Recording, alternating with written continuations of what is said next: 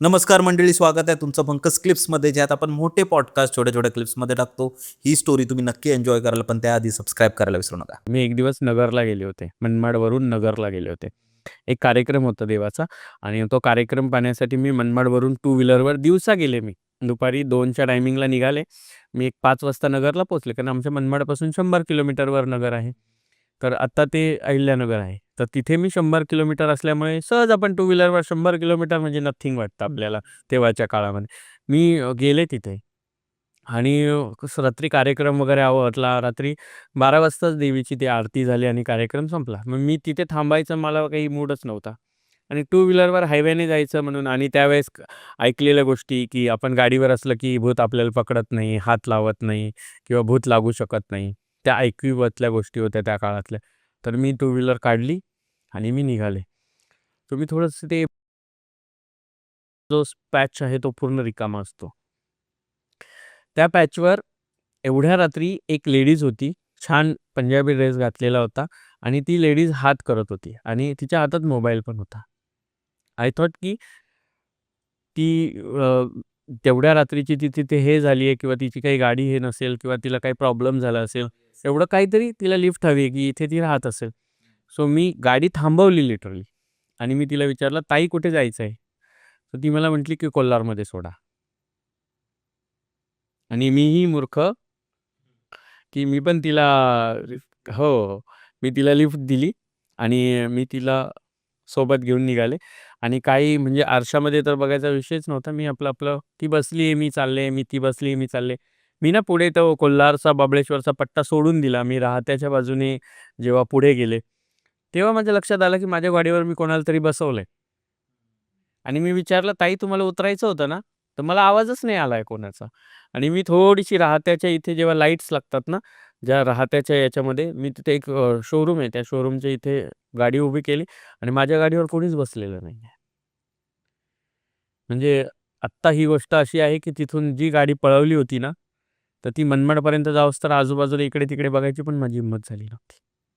आणि ह्या घटना त्या भागामध्ये बऱ्याच लोकांनी अनुभवल्या असतील आणि बऱ्याच वेळेला जेव्हा मी तिथे विचारपूस केली, जेव्हा मी शिर्डीमध्ये राहायला गेले होते, तेव्हा मी विचारपूस केली, की ह्या भागामध्ये असं आहे का? तर ती मुलगी जी आहे, ती आत्ताही अनेक लोकांना कोल्हार ते महाबळेश्वरचा मधला जो पॅच आहे, जो रिकामा, त्या पॅचमध्ये आजही ती मुलगी त्याच पंजाबी ड्रेसवर हात करते, लोकांच्या गाडीवर बसते.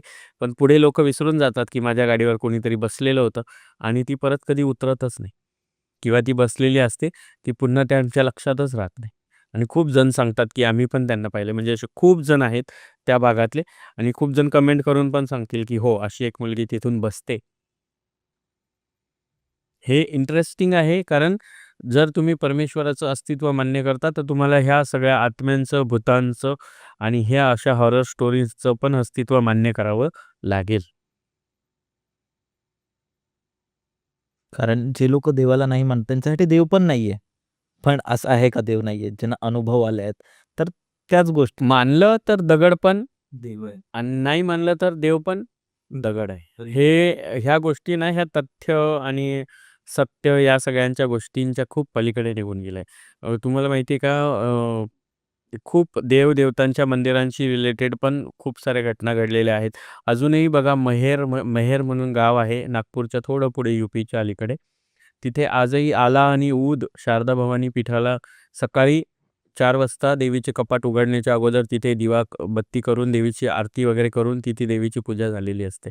आजही जाऊन बघा. मग हे असे नास्तिक किंवा तथ्य बघत बसणाऱ्या लोकांनी तिथे एक रात्र थांबून दाखवावं मला. तर तेच ना, असे भरपूर अनुभव असतातच आणि ते कसं आहे, की तुमच्यासारख्या व्यक्तिमत्त्वाला खूप जास्त दिसतं आणि जाणीव पण लगेच येते. कारण तुमचं तेवढं आध्यात्मिक ज्ञान आहे. पॉझिटिव्ह एनर्जीज असतात ना. बरेच जण तुम्ही देवगण, मनुष्यगण, राक्षसगण हे गण ऐकले असतील. कुणाच्या नाडी असतात, त्या नाडींवर डिपेंड असतं. कुणी म्हणतं ग्रहांवर, राशींवर डिपेंड असतं, नक्षत्रांवर डिपेंड असतं.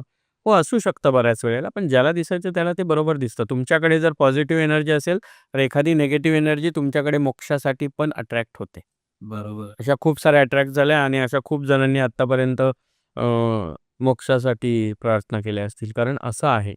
जेवढं आध्यात्मिक आपल्याकडे सत्व म्हणतो आपण त्या गोष्टीला, ते सत्व असणं पण गरजेचं आहे. मी एका ठिकाणी जेव्हा गेले होते, त्या ठिकाणी म्हणजे मी नेहमी कामानिमित्त बाहेर असते किंवा कामानिमित्त कुठे ना कुठे जात असते. भूत, पिशाच अशा गोष्टी, तंत्रमंत्र या सगळ्या गोष्टींशी रिलेटेड गोष्टी करत असते. एक हॉस्पिटल आहे, मी आता हॉस्पिटलचं नाव नाही सांगणार. पण एक हॉस्पिटल आहे, जिथे आमच्या एक जवळच्या रिलेटिव्ह होत्या, ज्या स्टोव्हच्या भडक्याने जळाल्या होत्या. सो आम्ही त्यांना पाहायला गेलो होतो. मी माझ्या जवळच्या असल्यामुळे त्यांच्याजवळ जाऊन बोलले. त्यांच्याशी बोलून मी असं ठरवलं, की आपण रात्रभर थांबूया. त्यांच्याजवळ कोणी नाही आहे ना, आता खूप दिवसांपासून सगळे करतात, लेकरं लहान आहेत. सो आपण तिथे मी त्या आजींसोबत तिथे थांबली आणि त्या माझ्या रिलेटिव्ह ज्या होत्या, आम्ही त्यांना काकू म्हणायचो. त्या रिलेटिव्ह तिथे ते हे टाकलेलं असतं व्हाईट कपडा वगैरे, त्या थोड्या जळालेल्या होत्या. एक 40-45% पर्यंत त्या जळालेल्या होत्या शरीरात. आम्ही तिथे बसलो होतो. अचानक रात्री त्या आजी बोलल्या, की "मी झोपते." सो ते असं बाजूला रूम असतो, तिथे जाऊन त्या झोपलेल्या होत्या आणि मी एकटी आपली बसून राहिले होते.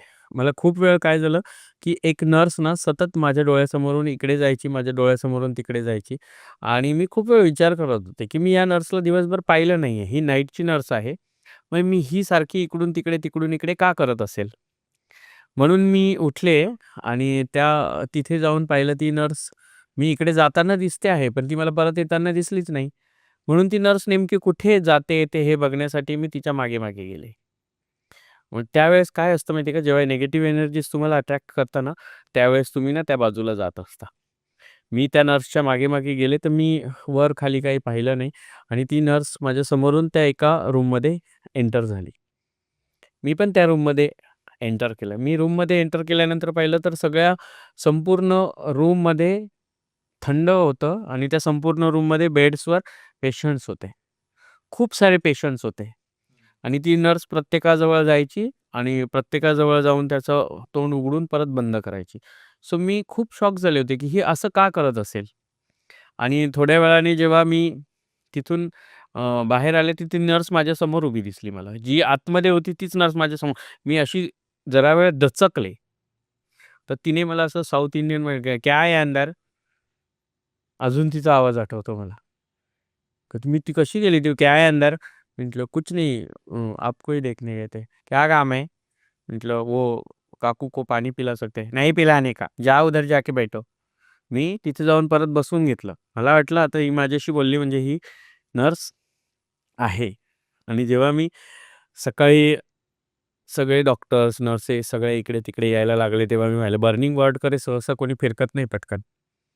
जेव्हा मी पाहिलं आणि त्यावेळेस मी तिकडच्या बाजूला वॉशरूमला जायचं म्हणून गेले, तर मी तिथे समोर पाहिलं की ती मॉर्चरी होती आणि बाहेरून तो रूम लॉक होता आणि तिथेच त्यांच्या काही नर्सेसचे फोटोज आहे. म्हणजे हॉस्पिटल तुम्हाला ओळखू येईल बघा, की त्यांच्या काही नर्सेस ज्या सर्व्हिस करत तिथेच डेथ झालेल्या होत्या. अशा काही नर्सेसचे फोटो लागलेले होते. अशाच एका नर्सचं नाव होतं मॅग्डेलिना. अशीच एक नर्सचा फोटो तिथे समोर पाहिला मी, त्या वॉशरूमच्या समोर आणि मी पाहिलं ती नर्स रात्री मला भेटली होती. मी आजारी पडले होते 3 महिने. कारण की मी एवढी घाबरायचे त्यावेळेस, एवढी घाबरायचे मी, की मी आत्ता पण थंड पडली. पण तेव्हा पण म्हणजे तिचा तो आवाज आहे ना, "क्या है अंदर? या उधर जाके बैठो." ते माझ्या डोक्यामध्ये असं फिट्ट बसले. अजूनही मी एखाद्या नर्सला जर पाहिलं ना व्हाईट ड्रेसवर, तर अजूनही मला ती सिस्टर आठवते. म्हणजे आपण कितीही हो म्हणा, आपण कितीही नाही म्हणा, पण तुम्हाला जर कोणी भेटायचं असलं ना, तर अचानक भेटतं म्हणजे भेटतंच. माझ्यासोबत अजून एक असा भयंकर इन्सिडेंट झालेला आहे. मी टू व्हीलरवर खूप फिरायची.